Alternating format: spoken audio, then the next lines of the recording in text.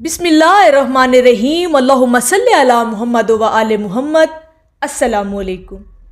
درود شریف پڑھنے والے سے اللہ کا راضی ہونا۔ خود کا موازنہ کرنا چاہیں تو صرف ایک بات سے موازنہ کر لیجئے گا کہ دن میں یا رات میں آپ کی زبان پر نام محمد صلی اللہ علیہ وآلہ وسلم کتنی مرتبہ آیا ہے۔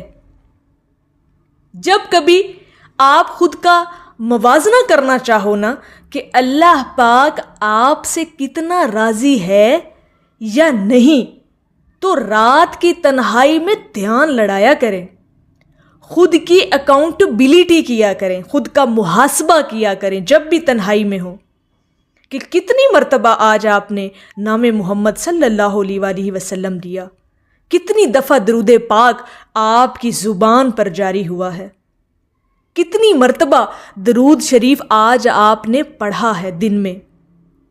وہ جو رب العزت ہے نا، یقین کریں کہ وہ کبھی کسی غیر یا ایسے انسان کی زبان پر اپنے محبوب صلی اللہ علیہ وآلہ وسلم کا نام مبارک آنے دیتا ہی نہیں ہے جس سے وہ ناراض ہو۔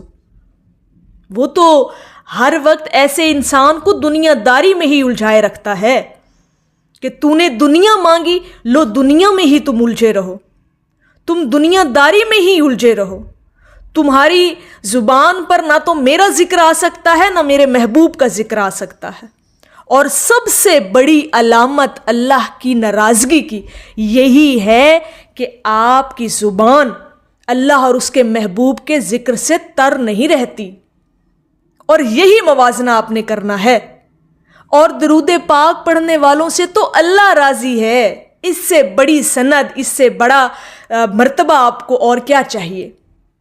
خود کا موازنہ کریں، اگر اللہ پاک نے درود پاک کی توفیق عطا فرما رکھی ہے تو سمجھے اللہ راضی ہے آپ سے، اللہ نے آپ سے بھلائی کا ارادہ فرما لیا ہے۔ یقین کریں کتنا خوبصورت یہ خیال ہے، کتنی پیاری یہ سوچ ہے۔ اطمینان قلب کے لیے یہ سوچ ہی بہت پیاری ہے، یہ خیال ہی اتنا حسین ہے کہ انسان کی روح جو ہے وہ سرشار ہو جاتی ہے کہ اللہ ہم سے راضی ہے۔ اور اس کے راضی ہونے کی جو علامت ہے، نشانی ہے، وہ یہ ہے کہ اس نے ہمیں اپنے محبوب کا ذکر عطا فرما رکھا ہے۔ سبحان اللہ۔ اور یہ بات تو آپ لوگ دل سے ہی نکال دینا کہ درود پاک آپ لوگ خود پڑھتے ہیں، بلکہ اللہ رب العزت آپ کو یاد دلاتا ہے، آپ کا دھیان اس طرف لاتا ہے کہ درود شریف پڑھو، یا اچانک یاد آپ کو آ جاتا ہے کہ میں نے درود پاک پڑھنا ہے۔ اور یہ خیال کب آتا ہے، کیسے آتا ہے، کیوں کر آتا ہے، اور کون بھیجتا ہے آپ کے اندر یہ خیال؟ تو یہ اللہ رب العزت کی ذات آپ کے اندر یہ خیال بھیجتی ہے۔ اور آپ خود سے یہ سوال کرتے ہیں کہ میں نے درود پاک پڑھا، کتنا پڑھا، دن میں پڑھا یا رات میں پڑھا؟ تو اس چیز کا آپ موازنہ کرتے ہیں تو اللہ کی ذات اگر آپ کو درود پاک کی کثرت عطا فرما رکھی ہے اللہ نے، تو یہ تو اللہ کا بہت کرم ہے آپ پر، بہت فضل ہے اللہ کی ذات کا آپ پر۔ یقین کریں آپ تو بڑے خوش بخت لوگ ہیں، بڑے ہی خوش نصیب لوگ ہیں آپ۔ اور میں اگر آپ لوگوں کو یہ بات کہوں کہ اگر درود پاک کی کثرت آپ لوگوں کی زندگی میں شامل ہے نا، تو قدر کیا کریں اس بات کی، قدردان بنیں اس بات کی کہ آپ لوگ درود پاک پڑھتے ہیں۔ اور درود پاک پڑھنا محبتوں اور رحمتوں کا ایسا خوبصورت نظام ہے کہ یہ پورا نظام آپ کو عرش کی بلندیوں پر پہنچا دیتا ہے۔